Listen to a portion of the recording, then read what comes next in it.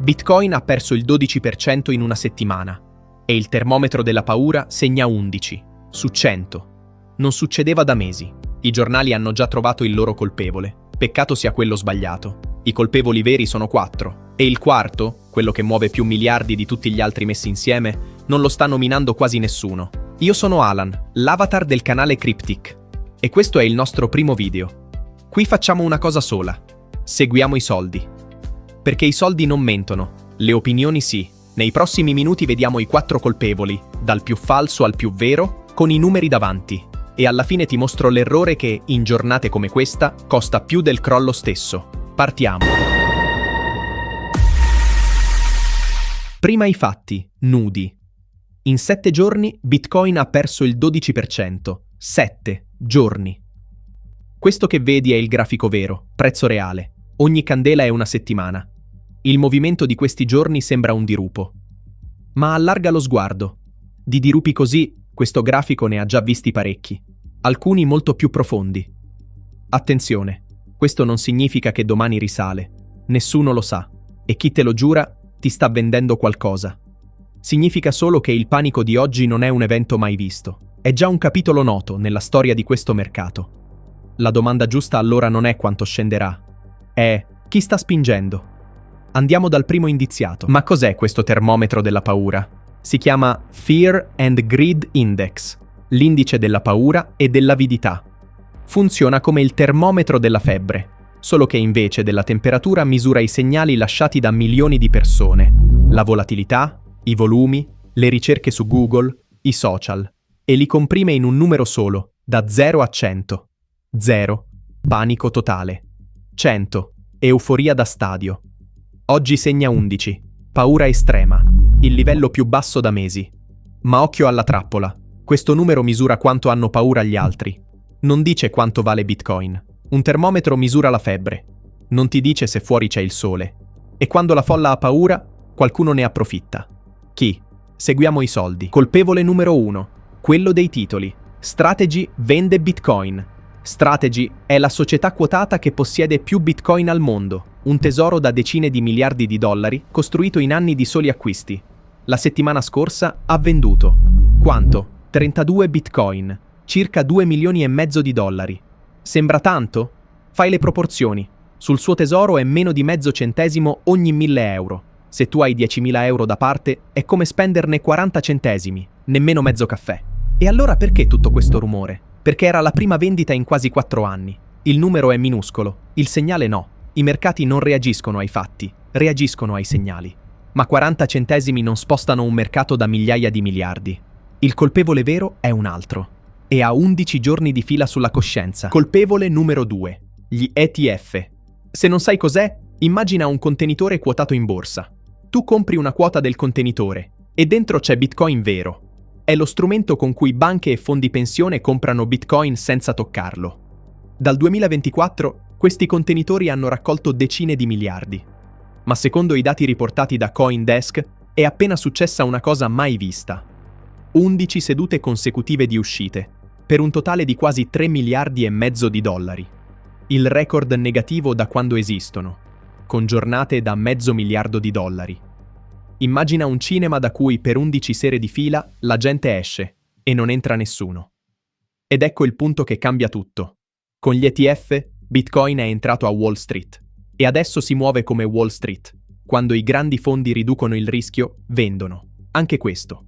Sul grafico giornaliero lo vedi, la diga che cede a fine maggio, sotto i 73.000, e la discesa fino a qui. Colpevole numero 3, il più noioso e il più potente, i tassi di interesse. Oggi prestare soldi allo Stato americano rende più del 4% all'anno, praticamente senza rischio. Ora mettiti nei panni di chi gestisce un fondo da miliardi.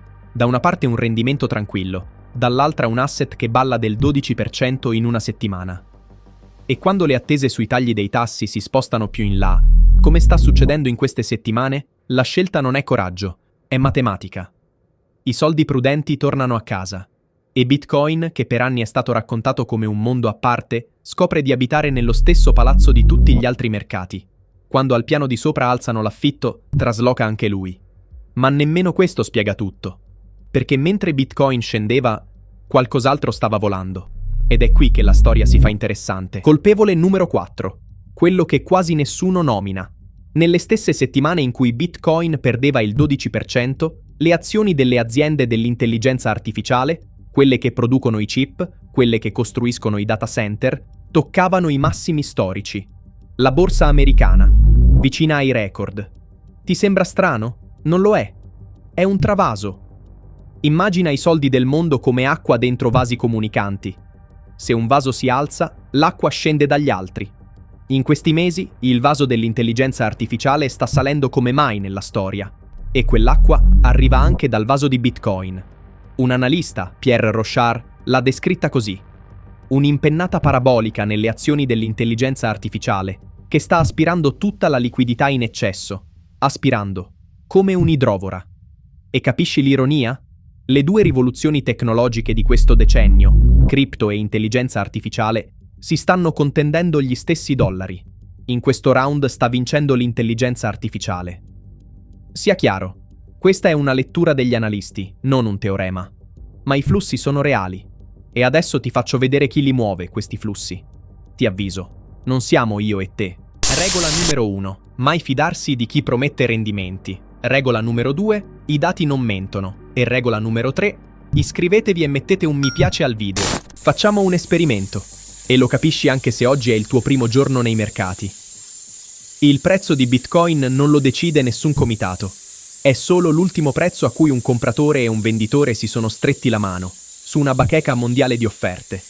Bene, quella bacheca noi l'abbiamo misurata davvero. Sul libro Ordini di un grande exchange, la vetrina visibile, gli ordini pronti intorno al prezzo, copriva appena $25 di variazione, per un controvalore di circa $325.000. Ti sembrano tanti? Ascolta qua. Secondo le stime di settore, su 100 scambi cripto, fino a 80 sono eseguiti da algoritmi. E un solo market maker, una delle società che fanno girare i mercati, muove, si stima, più di $5 miliardi al giorno. Per spenderli tu dovresti bruciare $57.000 al secondo, giorno e notte. Il tuo ordine da €100 in quell'oceano è soffiare contro una nave da crociera. Questo mercato non lo muoviamo noi comuni mortali, lo muovono le mani pesanti. E quando le mani pesanti spingono tutte dalla stessa parte, succede quello che è successo il 10 ottobre 2025. Segnatela, questa data. Un annuncio di dazi al 100% sulla Cina. I prezzi scendono e parte la valanga, la leva. La leva è scommettere con soldi in prestito. Tu metti 100, l'exchange te ne presta 900. Finché sale, festa. Quando scende, i primi 100 persi sono tutti tuoi. E a quel punto un computer chiude la tua posizione d'ufficio. Si chiama liquidazione. È una vendita forzata, che spinge il prezzo più giù, che liquida qualcun altro, che spinge ancora più giù. Quel giorno, $19 miliardi di posizioni bruciate in 24 ore. La liquidazione più grande della storia. Fai il conto. Fanno $221.000 al secondo, per un giorno intero. 1.600.000 persone coinvolte, e su 187 scommettevano al rialzo. Persone con un telefono in mano, che hanno visto il conto azzerarsi mentre dormivano. E adesso, il paradosso. Mentre la folla vende nel panico, sai cosa fa lo stato più potente del mondo? Accumula. Gli stati tengono riserve delle cose che considerano vitali. Petrolio, oro, grano. Dal 2025 gli Stati Uniti hanno anche una riserva strategica di Bitcoin. Oltre 328.000 monete. Al prezzo di oggi, più di $20 miliardi. Il segretario al Tesoro americano ha appena confermato davanti al Senato che il progetto va avanti, parole sue, con tutta la velocità deliberata, e una proposta di legge vuole blindare quelle monete per 20 anni. 20 anni. Fatti la domanda, se per loro fosse spazzatura da panico, perché proporre di chiuderla in cassaforte per 20 anni? Attenzione però, questo non significa che lo Stato abbia ragione. Significa una cosa più sottile. Nello stesso mercato, nello stesso giorno, convivono due orizzonti.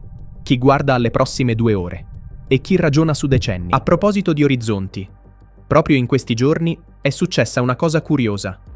Qualcuno ha riscattato una moneta fisica del 2011, di quelle che si coniavano agli inizi, con dentro Bitcoin veri, dimenticata per 15 anni. Valore di oggi? $1.780.000. Bella storia, vero? Calma. Questa è la storia di un sopravvissuto. Per ogni moneta dimenticata che vale milioni, ci sono migliaia di chiavi perse per sempre. e tantissimi che hanno venduto al primo raddoppio. Quindi no, la lezione non è tieni e diventi ricco. Quello non può prometterlo nessuno e diffida di chi lo fa. La lezione è più scomoda. Nei mercati il tempo conta più del tempismo, ma vale solo se sopravvivi abbastanza da vederlo. Chiudiamo il cerchio con la promessa dell'inizio. L'errore che costa più del crollo. Anzi, i 3 errori. 1. Vendere per dolore e non per piano. Il tuo cervello pesa una perdita il doppio di un guadagno identico. È cablato così. Si chiama avversione alla perdita. Ecco perché la folla vende ai minimi, non per stupidità. Per anatomia. 2. Usare la leva per recuperare.